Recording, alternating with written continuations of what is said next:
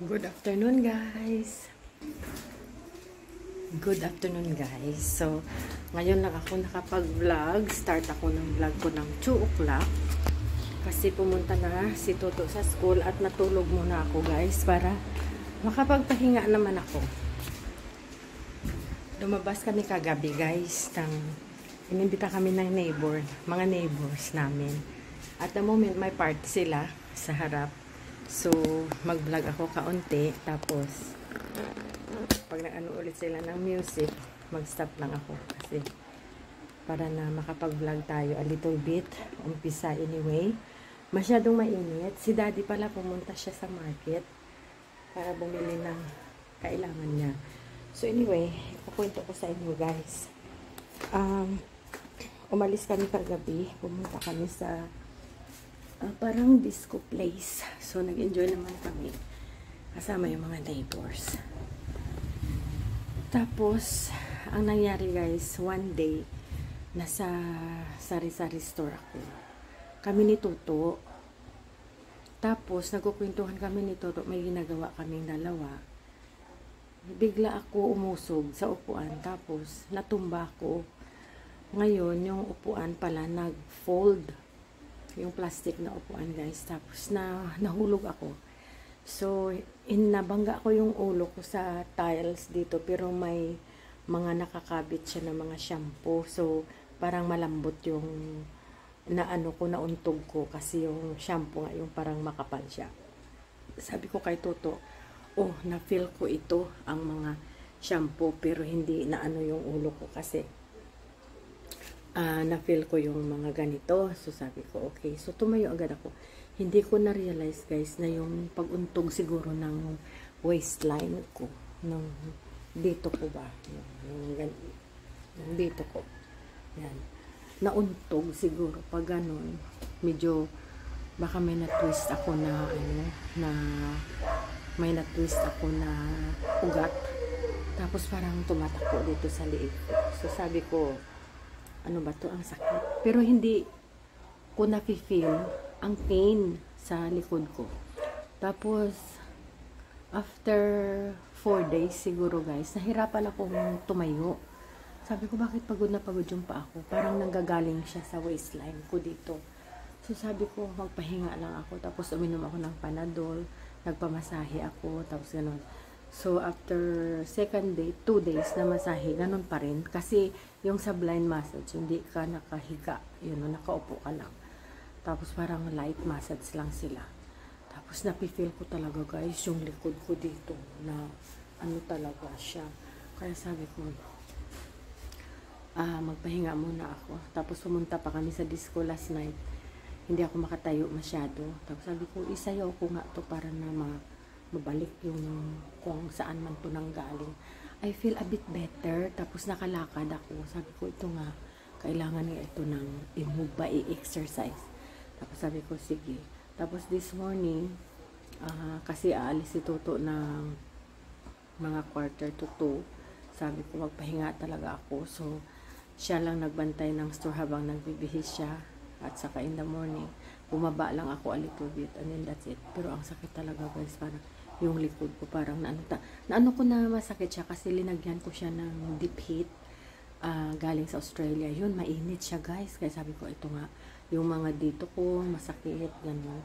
Tapos, pag nilagyan mo ng deep heat, mainit siya. Tapos, the other day, parang wala pa naman. Sabi ko, ito na nga. So, anyway, yun. Ganyan ang story, guys. Kaya, nahirapan ako maglakad. Tapos medyo magaan yung katawan ko. Hindi ako makatayo masyado. Mga 2 minutes pa lang gusto ko nang umupo. Pangit pala, no, pag ganyan. So, thank you Lord naman. Parang may progress ako today. Kaya, ang hirap talaga, guys, magkasakit dito. Kasi, kung nasa Australia kami, nasa doktor na ako ngayon. Nagpapa-x-ray na yan. Lahat, ultrasound kasi libre. Ang x-ray libre, ang ultrasound magbayad ka, pero may refund ka from the government. Pero, ang ano lang naman, guys, pag nasa trabaho, mahirap talaga kasi mag-off ka sa work, ang daming chichiburichi, mahirapan ka rin that way. Pero pag yung hindi ka na nagtatrabaho, retired ka na, okay lang, dire-diretso lang.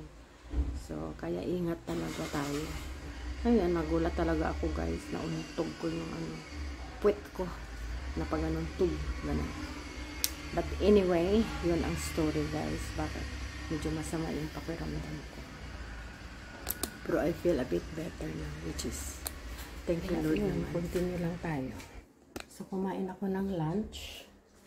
Nagluto si Toto ng bangus. At saka hotdog. Ayan. So, may naiwan siya kanina. Kinain ko yung isang hotdog at isang bangus. Tapos, nag-iwan si Toto ng rice. Ayan. Sa kanya siguro to para pagdating niya mamaya. May kakainin siya guys. So, ako naman ay kinain ko. So, magluto lang ako. A little bit more mamaya. Yun. So, yan ang nangyari. Which is, ganun ang story guys. Alam nyo ang talaga. Dito talaga guys. Oh. Dito. Ayan. Dito banda. Ayan. Kasi nauntog ito. Ayan. Sakit. Dito banda. Ayan. So, linalagyan ko siya ng deep heat. Tapos pa guys, parang pumupunta dito sa loob. Magupit ako kasi minsan, pag yan ang feeling ko guys, mabigat yung hair ko. Yun, nagpapagupit ako para magaan ito. Makapal na kasi yung hair ko. Ganon, yan. So, sa Australia, dapat tanggal na yan siya. Kaya lang, magpapagupit ako dito. Para I feel lighter. Ganyan na ganyan talaga ako guys. Pag ang hair ko ang magbisyo, kailangan talaga pay attention ako. Kasi sakit sa liig, parang ang bigat. Bakit ganyan? Kaya. Tapos, dahan-dahan ako kumain ng kanin para hindi mabigat yung tiyan ko. Alam niyo naman, Diyos ko Lord. Bigyan na lang ng kanin. Kaya ingat-ingat talaga tayo guys. Maingat naman ako guys. Kaya lang minsan hindi mo talaga ma-aware. Yung mga ganyan, magugulat ka na lang. Nag-busy kasi ako sa store. As in, super busy ako sa store. So, kaya ngayon step back muna ako a little bit. So, kung anong plano natin, push lang natin yan. Pero mahirap talaga magkasakit dito. Sa hospital wise, parang takot na takot ka na. Yan talaga ang fear namin dito sa Philippines. Number 1 fear talaga. Kaya kasi dati.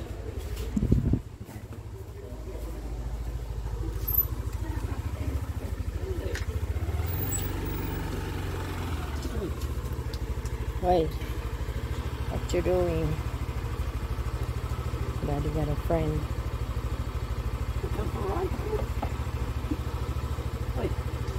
That's his mark there. Yeah. So guys, good afternoon. So, tomorrow pala guys, may kami, may feeding sa mga bata dito sa kabila ng area namin. Medyo marami-rami yung mga bata doon. Medyo malapit sila yata sa farm. So, doon kami mag-feeding. Ang Angel Wings mag-feeding guys tomorrow. So, i-update ko na lang kayo bukas sa next vlog natin. Pinig up na pala ng isang bro namin yung mga ingredients ng lulutuin nila. Binigay ko yung iba binigay ng ibang guardians. So, so may sila guys, may nagpadala ako ng tang para na may tang tapos para lulutuin. Ayun.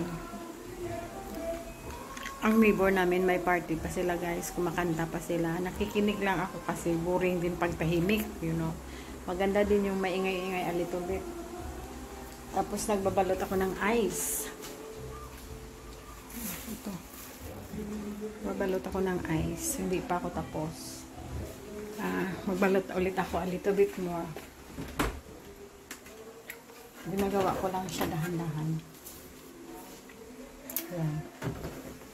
Pupunuin ko yan. So, mag-ano lang muna ako.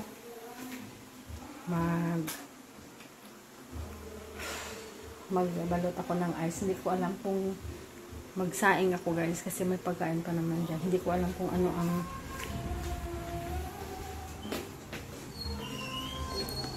berries. So magko-close tayo ng shop in a little while. Saka linagyan ko lang guys cheese yung spaghetti ni daddy. Basta may spaghetti siya guys, tuwang-tuwa na yan siya. Happy na yan siya. Kasi makain niya anytime. Tapos pag linagay sa fridge, mag-ano lang siya, magkuha. Tapos i-reheat lang sa microwave.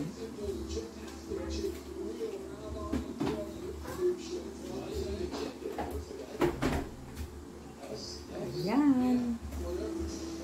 Tapos ako guys, kakain lang. Ng kaunting kanin. Kaunting kanin lang yan guys. Tapos kain tayo na. May naiwan na. Kainin natin yan. Okay guys. Kainin na tayo. Tapos mag-close tayo ng store. Okay, sasayaw ko. Marinig ko pa ngayon. Press yung music. Sa kain tayo.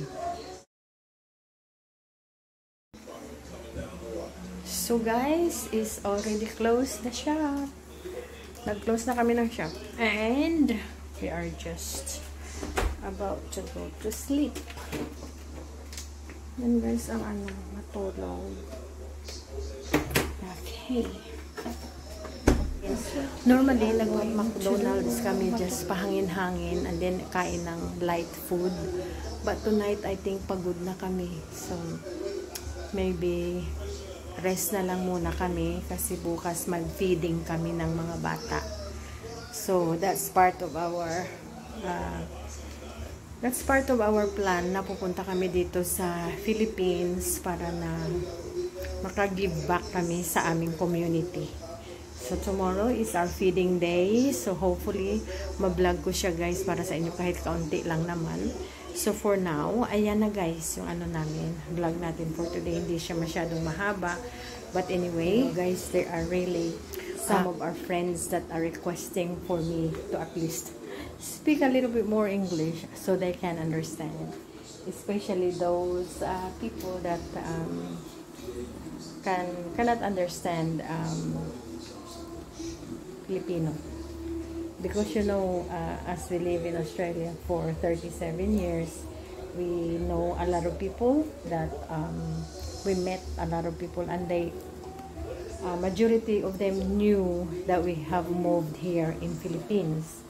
So they are so excited for us guys, and they are, you know, they are very excited to hear about our life here in the Philippines, and they can only understand my vlog through what I'm doing if they're watching, but not really what I'm saying.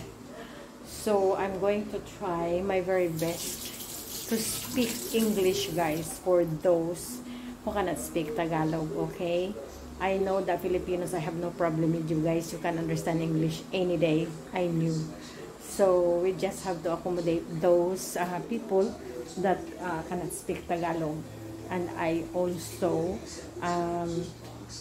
I miss speaking Tagalog actually, because in Australia, of course, we speak English to everybody that is English speaking. So my vlog, I normally sort of do it on my own, so I can actually communicate through Tagalog. But anyway, we can mix and match our vlog.